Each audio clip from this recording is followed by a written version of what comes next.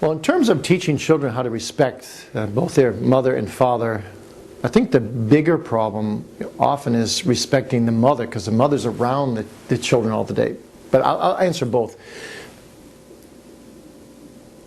The first thing that's most important, I think is half the problem, is that children see a burning, passionate, warm, respectful love between father and mother themselves.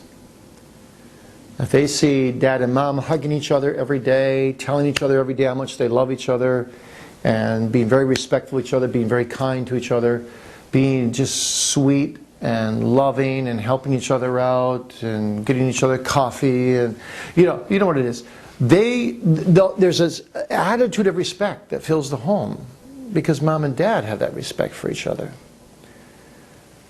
Secondly, if any of the children don't respect my wife in some comment they make, I take them into a separate room we call the sunroom, where discipline is administered, and I sit them down and I'll say to them, your mother has done so much for you in your life, you could never ever repay her your whole lifetime, and you are to honor her.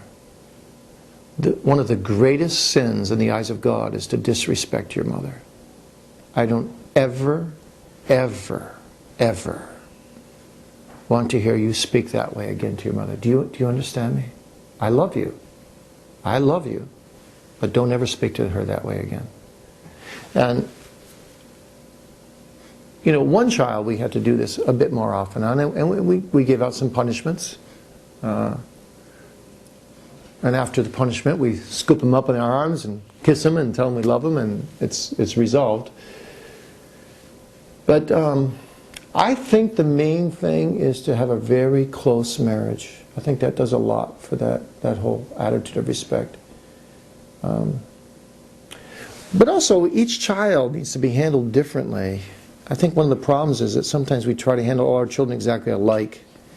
And sometimes when there's a lack of respect, we need to dig deeper and ask our children, reflective listen to them and find out what's bothering them. Where's the internal anger coming from? Especially if it's a teenager. And probe the bottom out of it until we find out what's going on. And sometimes that means talking between spouse and child and maybe sorting some things out.